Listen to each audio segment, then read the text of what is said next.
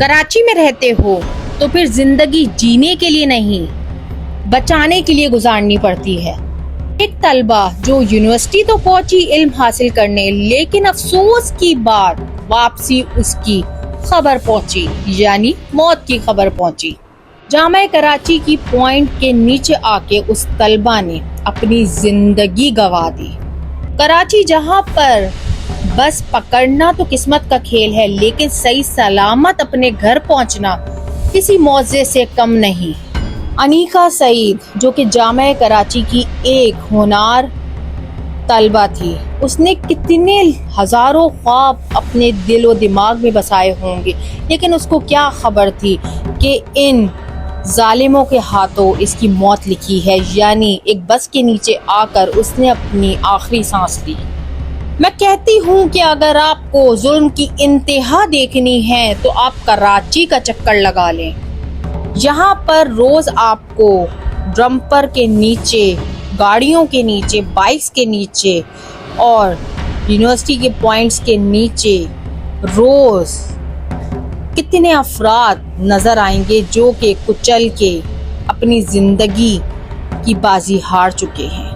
یہ ہے کراچی اور یہ ہے کراچی کی انتظامیہ کا حال۔ کراچی یونیورسٹی کی طلبہ کے احتجاج کے بعد وہاں کی انتظامیہ نے ایکشن تو لیا، ڈرائیور کو معطل بھی کیا، لیکن سوال یہ ہے کہ آخر کب تک یہ سلسلہ چلے گا؟ آخر کب تک رولز، اسٹریٹجیز نہیں بنائی جائیں گی؟ کیا آپ سب یہ بات جانتے ہیں کہ کراچی یونیورسٹی کی زیادہ تر جو پوائنٹس بسز ہیں وہ 15 سے 20 سال پرانی ہیں؟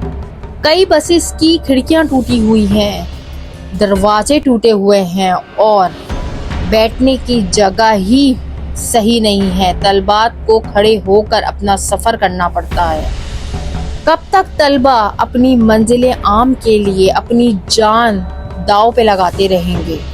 آخر کیوں ایک تعلیمی ادارے میں حادثے معمول بنتے جا رہے ہیں؟ آخر سوال یہ ہے کہ طلبہ کی ذمہ داری آخر کس کے اوپر آتی ہے؟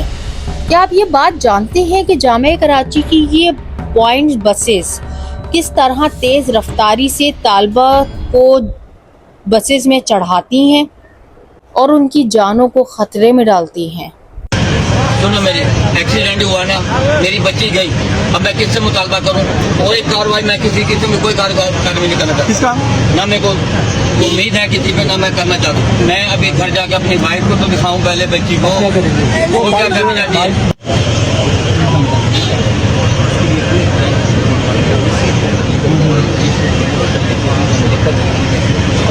یہ کیا لکھا ہوا؟ سنو، میری ایکسیڈنٹ ہوا نا، میری بچی گئی، اب میں کس سے مطالبہ کروں؟ کس کو بولوں کہ قصوروار ہے؟ کوئی کاروائی میں کسی قسم میں کوئی کاروائی نہیں کرنا چاہتا، نہ میرے کو امید ہے کسی پہ، نہ میں کیا طلبات کو تعلیم حاصل کرنے کے لیے کراچی میں اپنی جان کی بازی لگانی پڑے گی؟ آخر کب تک حادثات کے بعد صرف یہ بیانات جاری ہوں گے؟ جب یونیورسٹی کے اندر ہی بسز کا کنٹرول نہیں تو طلبہ کو تعلیم کس نام کی دی جا رہی ہے؟ کہتے ہیں کہ کراچی روشنیوں کا شہر ہے، لیکن یہ روشنیاں افسوس کی بات صرف بل بورڈز تک نظر آتی ہیں، لوگوں کے چہروں پر نہیں نظر آتی۔ کراچی میں زندہ رہنا ایک کامیابی ہے اور محفوظ واپسی آنا گھر ایک بہت بڑی نعمت ہے۔ ایک ماں باپ کا خواب ٹوٹ گیا، ایک گھر کی روشنی بجھ گئی، مگر افسوس کی بات سوال آج وہی ہے کہ ذمہ دار آخر کون؟ یہ صرف ایک حادثہ نہیں، یہ نظام کی ناکامی ہے۔